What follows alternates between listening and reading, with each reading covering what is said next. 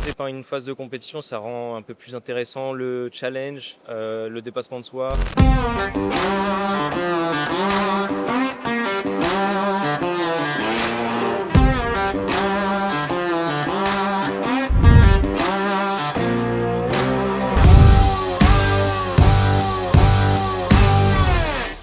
Bonjour Franck, Bonjour. est-ce que tu peux déjà te présenter un petit peu? Ouais, bah, du coup, je suis Franck Devinck, je suis expert monde du coup pour le métier de l'industrie 4.0 chez WorldSkills.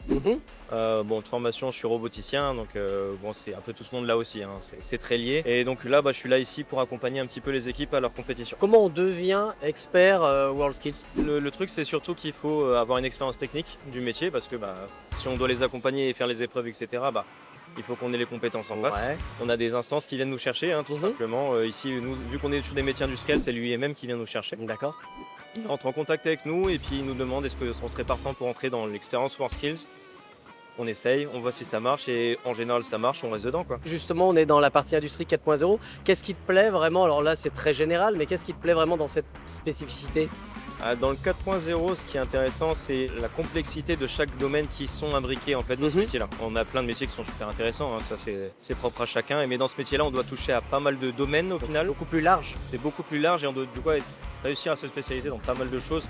On va toucher l'automatisme, de l'informatique, de la cybersécurité, de la big data. Ouais. On va toucher un peu de tout ça en même temps. Donc il faut qu'on réussisse à faire notre boulot tout en étant capable de soit maîtriser toutes les compétences qu'on a besoin, soit avec des binômes comme ils ont ici, travailler en binôme pour réussir à faire le job. D'accord. Et au niveau de ton rôle, qu'est-ce que tu as envie de transmettre un petit peu à tous tes participants, ceux qui sont là et que tu as, avec qui tu vis un petit peu pendant une année, tu essaies de faire comment? Bon, ce que je cherche à faire en tout cas, c'est transmettre une passion. Ouais. Alors, il faut savoir que bon, là, plus on est jeune, en ce moment, les nouvelles générations ont du mal à se passionner pour les métiers parce qu'on a du mal à les rendre intéressants, hein, tout ça.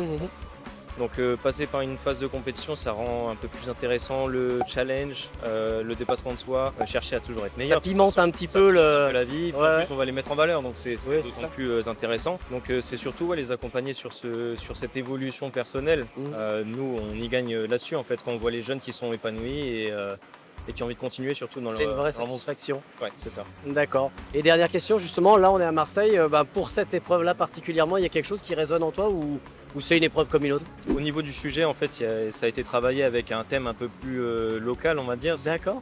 Là, ils vont travailler sur un prototypage, enfin, dans l'idée, hein, sur un prototypage d'un anémomètre. D'accord. On est dans le monde maritime. Voilà, c'est un peu plus en lien. Puis il ne faut pas oublier que le tissu industriel, il est très réparti dans le territoire français et que chaque territoire a ses particularités.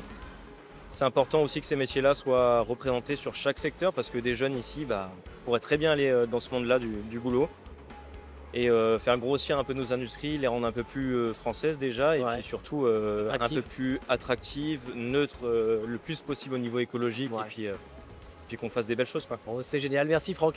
Il n'y a pas de quoi.